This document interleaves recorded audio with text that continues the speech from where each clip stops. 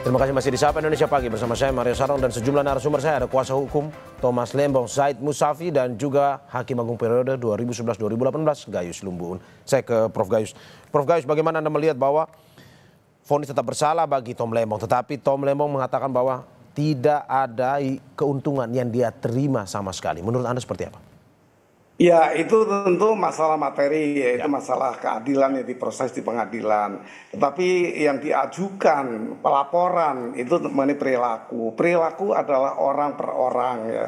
Dan mengenai sistem bagaimana pengadilan kan bukan wilayah dari Majelis Hakim Kehormatan atau Majelis Kehormatan Hakim ya. Majelis ini hanya memeriksa perilaku, yang lain ada mekanisme lain, ada wadah lain tentang sistem pengadilan yang perlu dirubah, itu kan bukan di sini tempatnya.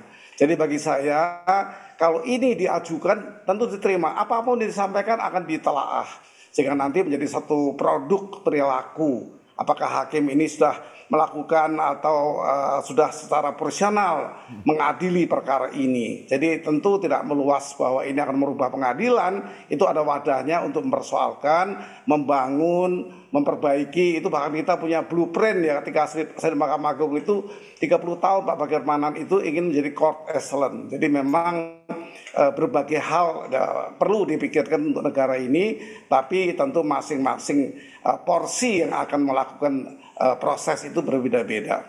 Oke, termasuk juga mempertimbangkan bahwa selama ini yang kita dengar terkait dengan niat jahat atau mens reanya, dalam arti bahwa Tom tidak menerima sehingga mungkin saja tidak terbukti adanya mens reanya. Menurut Anda seperti itu bisa juga masuk dalam pokok laporan itu yang akan diperiksa? Mens rea itu kan satu hal yang diharapkan untuk bisa memberikan pandangan seperti itu. Mens rea dan actus reus ya itu harus sejajar. Artinya tidak punya niat tapi juga tidak pelanggaran apapun. Nah, itu kira-kira pasangan secara umum dipandang seperti itu. Sehingga mens rea ini diatur juga di Undang-Undang KUHP ini. Ya kalau kita perhatikan pasal 44 itu tegas ya, yang dimaafkan dan yang dibenarkan. Itu harus melengkapi atau itu bagian dari satu kelengkapan dari mens rea. Mens rea harus tidak dipandang bisa dimaafkan atau bisa dibenarkan. Jadi tidak mens rea berdiri karena siapa bisa baca hati orang. Hati orang itu disandingin ya dengan satu pasangannya ya. Kalau orang menabrak orang mati misalnya tercacat seumur hidup, itu diukurnya adalah itu. Dia tidak punya niat untuk membunuh melalui kecelakaan ini, tetapi dia lalai. Ya itu bukan bagian dari mens rea, itu sandingan ya, sehingga dia dihukum juga ya seperti itu ternyata. Jadi hal-hal seperti itu mesti dengan baik-baik kita pahami. Mens rea tidak berdiri sendiri. Mens rea harus dengan actus reus dinilai sebanding keduanya, tidak bisa dipisahkan. Oke, termasuk juga dengan tadi yang dikatakan oleh Mas Zaid bahwa terkait adanya hakim terlalu ini melihat bahwa ini tidak ada prasas aduga tak bersalahnya, lebih ke mengatakan prasas bersalahnya, praduga bersalahnya si Tom Lembong ini. Menurut Anda itu juga menjadi bagian dari proses ataupun penilaian nantinya? Kalau itu sebagai bagian ya tentunya akan dibahas, akan disidangkan oleh Majelis Kehormatan Hakim. Kalau itu dicuatkan, apapun boleh saja dilaporkan, nanti MKH akan menilai secara seimbang ya. Belum tentu juga Pak hakim-hakim ini akan minta maaf ke Pak Lembong, juga bisa sebaliknya kan, atau tidak sama sekali, dua-duanya tidak masalah. Itu putusannya berbeda ya. Itu bukan konteks kami, bukan ketika saya di Mahkamah Agung ya, bukan konteks kami ketika di sana itu mempersoalkan hal seperti itu. Kami yang memutuskan saja apakah laporan ini betul diperiksa dengan baik. Kalau betul ada tadi tingkatan-tingkatan sanksi sampai dengan pemberhentian kalau berat ya. Kalau berat itu ada berdampak seperti itu akibat perbuatan personal, bukan sebagai hakim yang memutus perkara. Oke. Mas Zaid, saya ke Mas Zaid. Mas Zaid, bagaimana Anda melihat bahwa ini ada tadi tidak ada niat jahat, Pak Tom tidak menerima apapun, tapi mungkin saja ada proses-proses yang memang dinilai hakim mungkin melanggar, pada akhirnya divonis seperti itu. Menurut Anda itu yang ingin Anda menjadikan pokok nantinya atau mempertanyakan kode etik dari hakim itu atau seperti apa sebenarnya? dari pernyataan. Halo, Mas Said? Halo, halo. Oke, bisa didengar ya? Halo, halo, udah Oke. masuk, Pak? Oke, silakan Mas. Oke. Ya. Yang pertama tentu pokok perkara dengan pengaduan ini dua hal yang berbeda. Berbeda, ya. Tetapi pengaduan ini didasarkan pada perjalanan pokok perkara itu sendiri. Ya. Ya kan? Nah, tadi udah saya sebutkan contoh-contohnya. Gitu kan? Nah, contoh lagi. Pada saat kita mengajukan memori banding, kita masukkan memori banding. Sebelum berkas banding itu dikirim ke pengadilan tinggi, itu kita melakukan proses pemeriksaan berkas yang namanya insahel. Kita mau cek apakah betul dikatakan ada pertemuan-pertemuan yang dilakukan oleh Tom Lembong. Yang ini jadi bukti dari niat jahat. Kalau tadi disinggung bahwasanya mens rea itu harus ada tindakannya, betul, bisa dilihat dari tindakannya. Tapi faktanya tindakan tersebut juga tidak ada. Nah, bagaimana hakim bisa mengambil pertimbangan yang tidak benar? Makanya kita cek pada saat proses berkas itu diperiksa di proses indaga di pengadilan negeri kemarin. Pada saat kita cek, itu ternyata didasarkan pada BAP. Bukan berdasarkan pada fakta persidangan. Fakta persidangan semua kompak, baik dari pihak swasta, dari pihak dari pihak Dirjen ya, Gusti Agustin hari itu menyatakan memang Pak Tom tidak pernah bertemu ataupun berkomunikasi baik langsung ataupun tidak langsung Dengan perusahaan-perusahaan itu ya? Iya, penunjukan 8 perusahaan swasta itu adalah daftar termasuk dalam perusahaan yang namanya sudah masuk di daftar list yang dibuat oleh Pak Rahmat Gobel pada bulan Mei 2015-nya. Itu dalam konteks pokok perkaranya. Tapi pertimbangan ini, cara membuat pertimbangan yang tidak didasarkan oleh fakta pengadilan, melainkan didasarkan pada fakta BAP, ini yang kita sayangkan. Kok bisa itu loh, mengambil ini masih dari BAP, kalau gitu kita nggak usah bersidang dong. Ya. Langsung aja setelah BAP, putuskan aja Pak Tom ini bersalah gitu. Ya. Nah, kita fungsinya proses persidangan disitulah diklarifikasi.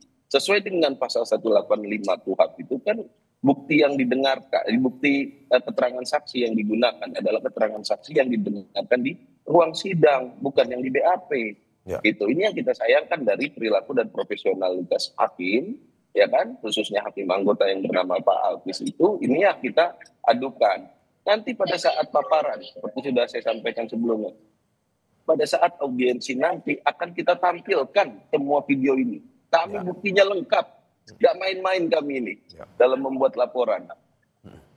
Mas, termasuk apakah mungkin saja seperti Anda bilang ada dugaan politis dalam putusan ini, termasuk itu juga yang mempengaruhi kode etik atau gimana sebenarnya menurut Anda? Saya nggak punya parameter untuk menilai ini adalah politis atau tidak, ya kan. Tapi dalam ilmu hukum, kebijakan politik dan keputusan hukum itu adalah dua hal yang selalu berkelindan. Jadi satu sama lain sulit dipisahkan. Oke. Berarti maksud Anda seperti yang Anda mau bilang bahwa mungkin saja ada pengaruh politisnya dalam putusan ini. Itu yang Anda mau bilang? Kalau kita pernah belajar sama Prof. Mahfud itu kan dalam politik hukum itu dua hal yang selalu berkelindan. Rasanya seperti itulah. Oke, Mas Said. Saya ke Prof. Gayus. Prof. Gayus, bagaimana Anda melihat seperti apa yang disampaikan tadi, bahwa memang betul ada desakan-desakan bahwa ini ada hubungan politisnya dengan Tom Lembong dan segala macam, sehingga ini beliau tidak diterima, tetapi vonis bersalah. Menurut Anda, apakah mungkin saja hakim juga memutuskan sesuatu, ada unsur atau dipengaruhi oleh unsur-unsur politis atau bagaimana, Prof? Ya tentu kalau ini bagian dari laporan, ya tentu masukkan saja, nanti kan ada pemilahan tadi. Tapi bagi saya, apa yang diajukan ini saya maknai dengan ini perilaku hakim. Ya. Tadi masuk sedikit ke pokok perkara tidak masalah, bagaimana hakim melihat BAP ini tadi disampaikan ya, saya melakukan itu ya ketika dari PNPT itu diputus tidak membaca BAP.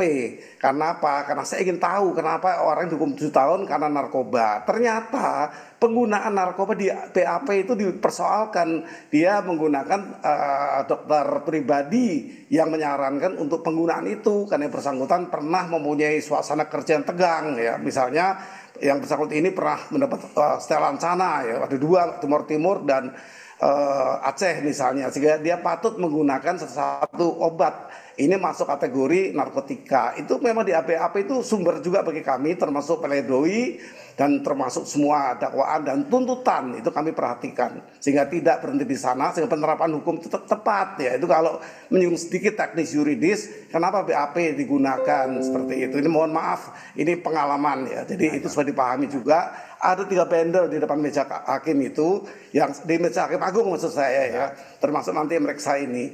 Itu bendel-bendel itu menunjukkan memang masing-masing keperluan untuk menjatuhkan yang adil. Ternyata ditemukan ada seorang dokter pribadi yang memang meminta menggunakan itu. Ini hanya misal saja. Ini di luar konteks kita. Tapi ini hanya pengalaman yang perlu saya sampaikan ke publik. Oke, Prof Gayus, bahwa Anda mau bilang bahwa sebenarnya memang ada banyak mungkin saja yang tidak hanya politis ya, tapi mungkin ada banyak-banyak unsur yang bisa mempengaruhi putusan seorang hakim ya?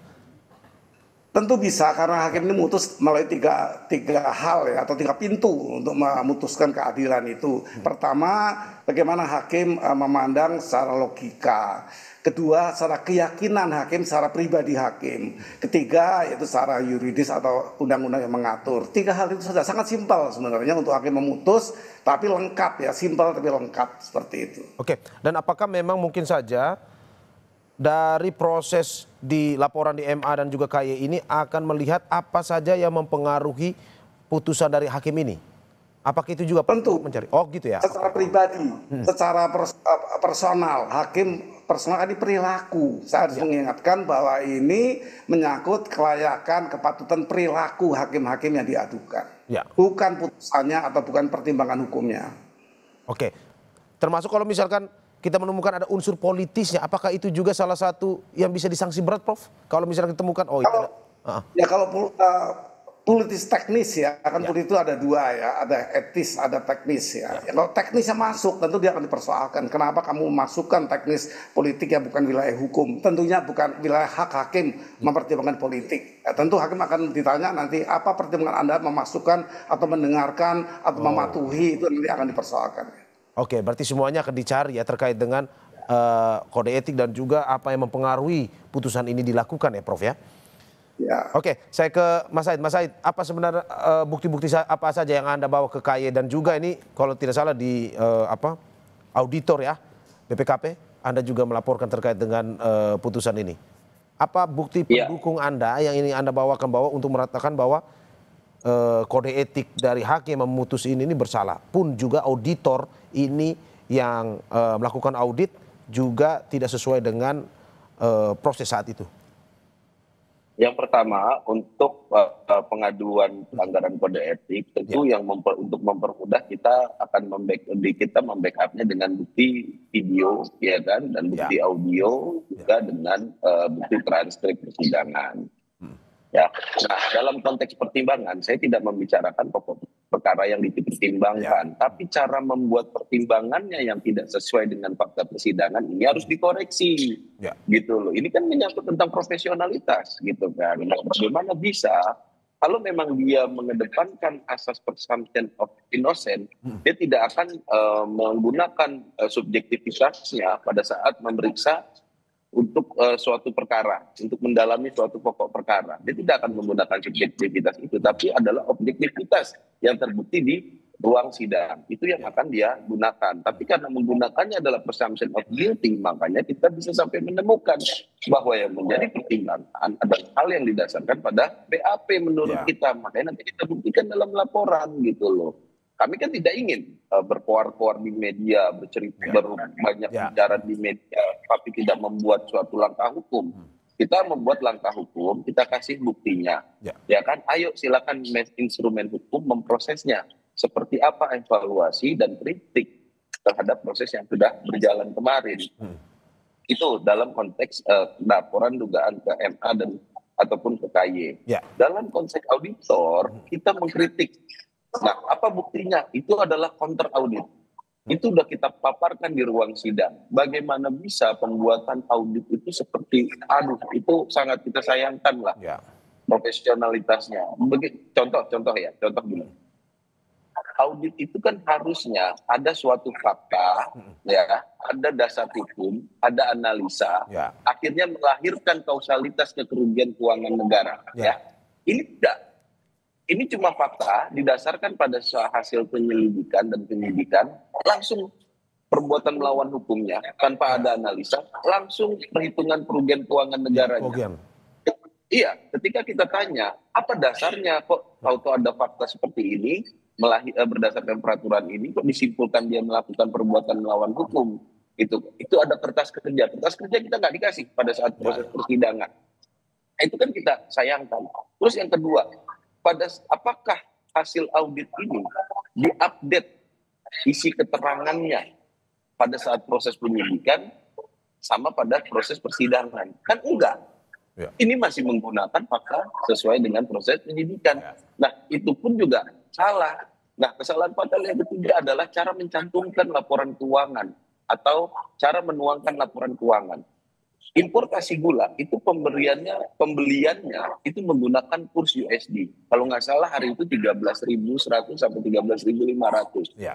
Artinya ada angka pengali dalam audit. Ketika timbul 500 miliar sekian kerugian keuangan negara, ada dasar angka pengalinya. Nah, angka pengali yang dituangkan dalam audit ini adalah angka kode barang, bukan angka dari NDPBM atau nilai kurs rupiah pada saat itu. Tapi hasilnya itu kok jadi nilai yang sama. Jadi gini, $1 $1 itu 13.000 sekian, ya kan? Timbullah keuangan 500 miliar sekian. Dalam salah satu kolomnya itu pengalinya bukan 13.000, tapi 1,7 miliar sekian. Karena sebenarnya itu bukan angka rupiah, itu angka kode barang. Ya. Karena ditaruhnya di kolom rupiah, kok bisa hasilnya sama. Ini hasil audit yang akan kita bongkar salah satunya nanti di Ombudsman. Oke Mas, tapi tujuannya sama ya, dalam arti sama seperti laporan ke MA dan KY ya, dalam arti untuk memperbaiki ini proses persidangan. Betul. Seperti itu gini, ya Mas? Lembaga BPKP ini bukan institusi sembarangan. Ini institusi audit yang dibiayai oleh negara untuk melakukan audit agar negara berjalan dalam konteks keuangan itu secara baik dan benar. Tapi ketika produknya ada yang seperti ini, dan ini berakibat pada hilangnya kemerdekaan seseorang, ini harus dievaluasi. Gitu, jangan-jangan kerugian keuangan negara ini adalah tindakan auditor yang melakukan audit tidak baik dan benar. Jadi negara rugi, harus menggaji mereka. Ini kan harus dievaluasi. Kita nggak boleh menuduh tentunya kan, tapi kan harus dievaluasi. Ya. Mengutip pernyataan Pak Tom Lembong, jangan ada Tom Lembong lainnya itu ya. Prof Gayus, bagaimana Anda melihat bahwa tidak boleh ada Tom Lembong lainnya kalau dari perspektif dari Tom Lembong sendiri? Bahwa mungkin harus ada belum diputuskan terkait dengan kode etik ini di MA atau KY, tetapi bagaimana Anda melihat harus ke depan memperhatikan kode etik dari hakim di pengadilan terkait dengan proses pengadilan itu sendiri yang lebih baik lagi ke depan. Bagaimana Prof? Kalau masalah itu sudah lama, ketika saya di MA pun demikian, sehingga terbit buku biru namanya, itu jangka waktunya 25 tahun sejak 2010 ya. Itu ketua MA-nya masih Pak Pakirmanan. Dia menggagas ini, memperbaiki kinerja MA dan jajarannya. Waktunya pun cukup panjang sehingga menjadi court yang excellent yang diharapkan oleh masyarakat tadi. Itu wadahnya di situ dan mekanisme itu ada untuk itu. Tapi kalau teknis yuridis saya pikir sudah berhentilah karena sudah ada abolisi yang diberikan dengan baik, dengan tujuan yang baik. Tapi sah saja untuk personal yang dipersoalkan, pelanggaran-pelanggarannya, tidak personalitas yang digunakan, itu semua diadukan saja, nanti di pengaduan itu akan diproses sesuai dengan apa yang nanti ditemukan. Oke, ya, kita harapkan dengan laporan seperti ini dapat berjalan lancar ya Mas Said. Prof Gayus, terima kasih juga untuk apa yang disampaikan. Ya, terima kasih atas apa yang disampaikan kuasa hukum Thomas Lembong, Zaid Musafi, dan juga Hakim Agung 2011-2018 Gayus Lumbun. Terima kasih Bapak-Bapak atas apa yang disampaikan. Sehat-sehat selalu.